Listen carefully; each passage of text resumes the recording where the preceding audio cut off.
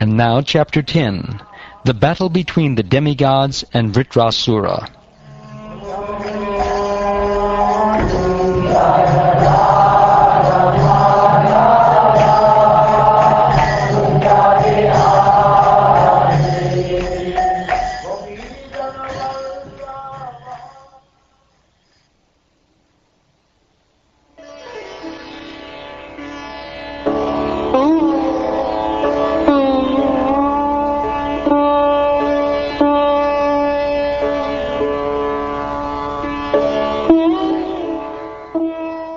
Sri Shukdeva Goswami said, after instructing Indra in this way, the Supreme Personality of Godhead, Hari, the cause of the cosmic manifestation, then and there disappeared from the presence of the onlooking demigods. O King Pariksit, following the Lord's instructions, the demigods approached Adichi, the son of Atharva. He was very liberal, and when they begged him to give them his body, he at once partially agreed. However, just to hear religious instructions from them, he smiled and jokingly spoke as follows. O elevated demigods, at the time of death, severe, unbearable pain takes away the consciousness of all living entities who have accepted material bodies. Don't you know about this pain? In this material world, every living entity is very much addicted to his material body. Struggling to keep his body forever, everyone tries to protect it by all means, even at the sacrifice of all his possessions. Therefore, who would be prepared to deliver his body to anyone, even if it were demanded by Lord Vishnu? The demigods replied, O exalted Brahman, pious persons like you, whose activities are praiseworthy, are very kind and affectionate to people in general. What can't such pious souls give for the benefit of others? They can give everything, including their bodies. Those who are too self-interested beg something from others, not knowing of others' pain. But if the beggar knew the difficulty of the giver, he would not ask for anything. Similarly, he who is able to give charity does not know the beggar's difficulty, for otherwise he would not refuse to give the beggar anything he might want as charity.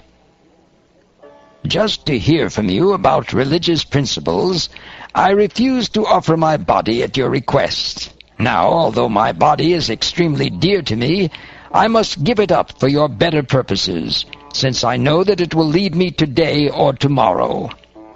O demigods, one who has no compassion for humanity in its suffering, and does not sacrifice his impermanent body for the higher causes of religious principles or eternal glory, is certainly pitied, even by the immovable beings.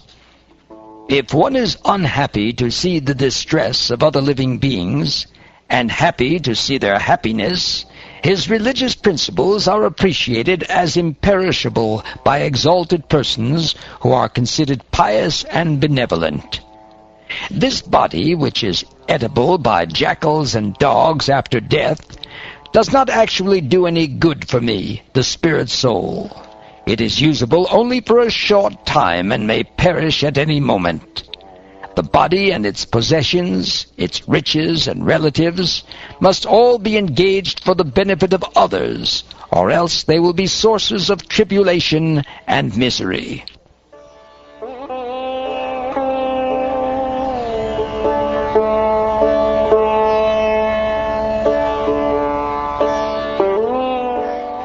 Sri Shukdev Goswami said, Dadichi Muni, the son of Atharva, thus resolved to give his body to the service of the demigods. He placed himself, the spirit soul, at the lotus feet of the Supreme Personality of Godhead, and in this way gave up his gross material body made of 5 elements.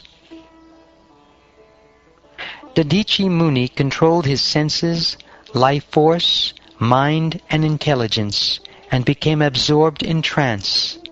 Thus he cut all his material bonds. He could not perceive how his material body became separated from his self. Thereafter, King Indra very firmly took up the thunderbolt manufactured by Vishvakarma from the bones of Dadichi. Charged with the exalted power of Dadichi Muni, and enlightened by the power of the Supreme Personality of Godhead, Indra rode on the back of his carrier, Airavata, surrounded by all the demigods, while all the great sages offered him praise. Thus he shone very beautifully, pleasing the three worlds, as he rode off to kill Vrtrasura. My dear King Parikshit, as Rudra, being very angry at Antaka, or Yamaraj, had formerly run toward Antaka to kill him, Indra angrily and with great force attacked Vrtrasura, who was surrounded by the leaders of the demoniac armies. Thereafter, at the end of Satya Yuga and the beginning of Treta Yuga, a fierce battle took place between the demigods and the demons on the bank of the Narmada.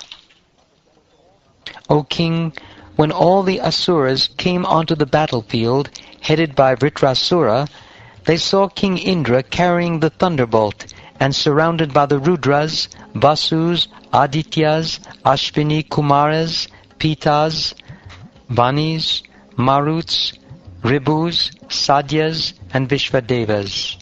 Surrounded by his company, Indra shone so brightly that his effulgence was intolerable to the demons. Many hundreds and thousands of demons, demi-demons, yakshas, rakshasas or man-eaters, and others, headed by Sumali and Mali, resisted the armies of King Indra, which even death personified cannot easily overcome. Among the demons were Namuchi, Shambhara, Anarva, Divamurda, Rishabha, Asura, Hayagriva, Shankushira, Viprachiti, Ayomukha, Puloma, Vishaparva, Praheti, Heti, and Utkala. Roaring tumultuously and fearlessly like lions, these invincible demons, all dressed in golden ornaments, gave pain to the demigods with weapons like clubs, bludgeons, arrows, barbed darts, mallets, and lances.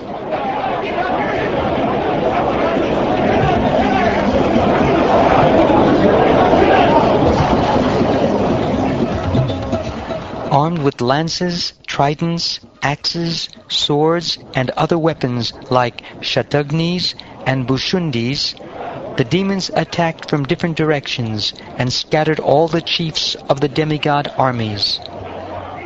As the stars in the sky cannot be seen when covered by dense clouds, the demigods, being completely covered by networks of arrows falling upon them one after another, could not be seen. The showers of various weapons and arrows released to kill the soldiers of the demigods did not reach them, because the demigods, acting quickly, cut the weapons into thousands of pieces in the sky.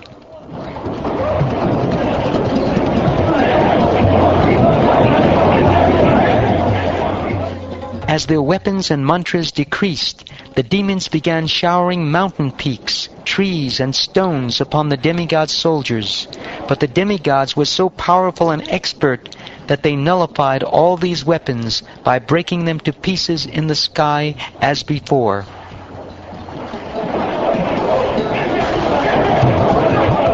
When the soldiers of the demons, commanded by Vrtrasura, saw that the soldiers of King Indra were quite well, having not been injured at all by their volleys of weapons, not even by the trees, stones, and mountain peaks, the demons were very much afraid.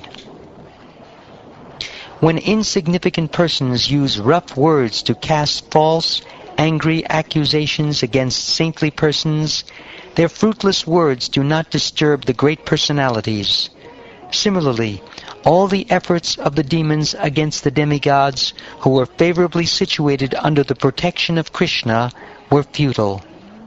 The Asuras, who are never devotees of Lord Krishna, the Supreme Personality of Godhead, lost their pride in fighting when they found all their endeavors futile.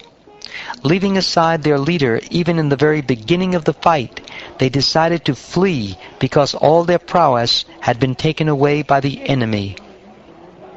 Seeing his army broken and all the asuras, even those known as great heroes, fleeing the battlefield out of intense fear, Vrtrasura, who was truly a great-minded hero, smiled and spoke the following words. According to his position and the time and circumstances, Vrtrasura, the hero among heroes, spoke words that were much to be appreciated by thoughtful men. He called to the heroes of the demons, O Viprachiti, O Namuchi, O Puloma, O Maya, Anarva, and Shambhara, please hear me and do not flee. All living entities who have taken birth in this material world must die.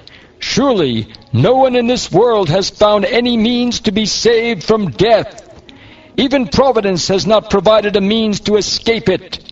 Under the circumstances, death being inevitable, if one can gain promotion to the higher planetary systems and be always celebrated here by dying a suitable death, what man will not accept such a glorious death? There are two ways to meet a glorious death, and both are very rare. One is to die after performing mystic yoga, especially bhakti yoga, by which one can control the mind and living force, and die absorbed in thought of the Supreme Personality of Godhead. The second is to die on the battlefield, leading the army and never showing one's back. These two kinds of death are recommended in the Shastra as glorious.